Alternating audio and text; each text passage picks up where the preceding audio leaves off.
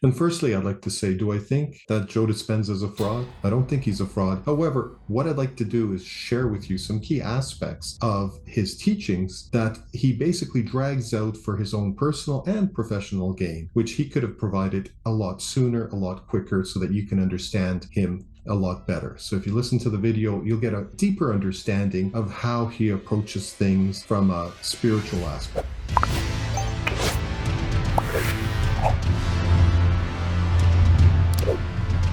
Hi YouTube group, and thanks you for subscribing to my channel. My name is Machula. I'm a spiritual regression hypnotherapist. So who am I to criticize, or who am I to comment? A number of you have made that, I guess, description or comment on my past video. I'm also a co-creator of the Temple of Divinity. And what is the Temple of Divinity? The Temple of Divinity is a place in the sixth dimension. Okay, now get this, try to understand that. It's not in this dimension. It's not in the third. It's in the sixth. I, along with three other people, three other ladies, there were two energy workers and a hypnotherapist, along with the Holy Spirit, co-created a place called the Temple of Divinity. I had a pleasure of naming it, and I use it in my spiritual regression hypnotherapy practice. What does it do? It allows you to grow and expand your heart. It heals your heart, and it mends that relationship with the divine. Why do I have the privilege of commenting and understanding what Joe's doing? Well, because I work with the heart all the time, and I see exactly how he's leading people. I see exactly how he limits your expansion and how he focuses on basically your third eye.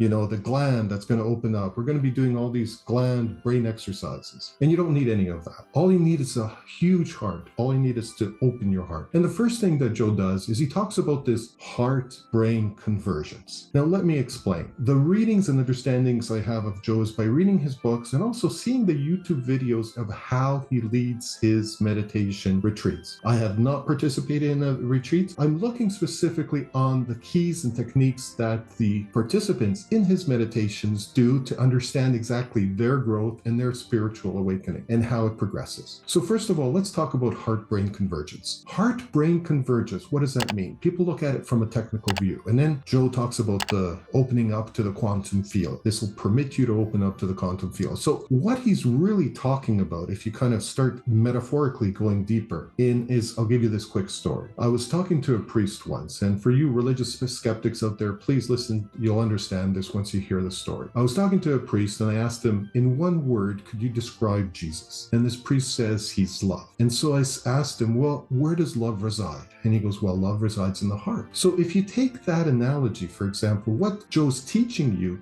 is not brain-heart convergence, but brain-spirit convergence, brain-God convergence, expanding your heart to connect to the divine. The only difficulty that he does is he starts focusing on the physical, on the fact that if you grow your heart, you'll feel this bliss and so forth. What he doesn't share is the fact that you are creating that God particle. You're actually blowing up your heart to be able to connect spiritually. Okay. Throughout his retreats, let's talk about his retreats. His retreats never go into the theta state. And if you were to listen to my video, and I've reviewed it to see if I was incorrect or kind of misaddressed something, you'll see that I talk about the theta state. If you don't get into the theta state, you don't have that quick ability to go deeper in order for you to go higher. If you stay always in a sitting up meditative experience, you are limiting your ability to expand, okay? So in his retreats, the way that Joe conducts them, typically you're doing either group meditations or you're sitting up, you're just sitting in a chair doing meditations. You are never really lying down. You do walking meditations. Walking meditations are all light meditations. So these are all light trance meditations. In order for you to have those experiences of connecting with the divine, you have to go deeper. And if you want to experience that truthfully, try the meditations I have on my playlist. Try the healing meditation, try the hands of compassion. You will have an out-of-body experience. You will have an expansatory experience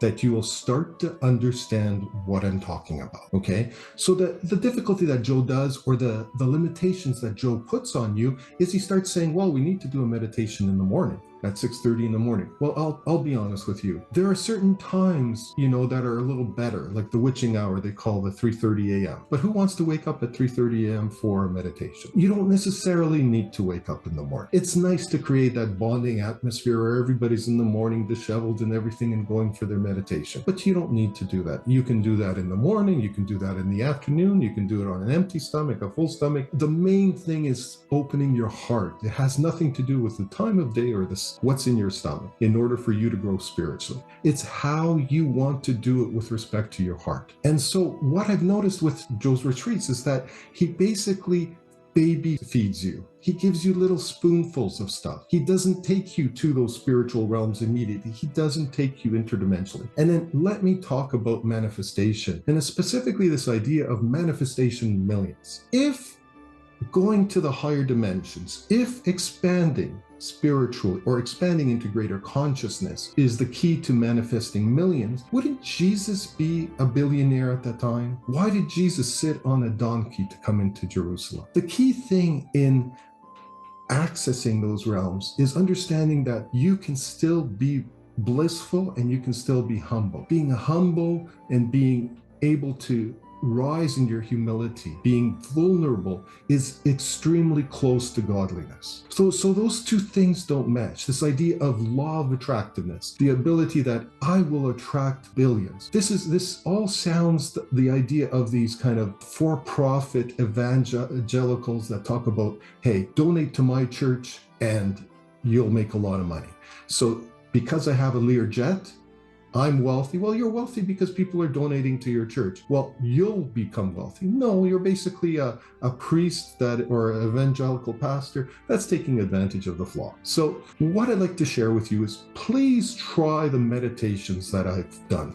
You can't do them sitting up. You have to do them lying down, and you'll understand where I'm coming from. You'll be able to expand your heart and you'll be able to reconnect to the divine. And if you heal the spirit, the body and mind will follow. Thank you.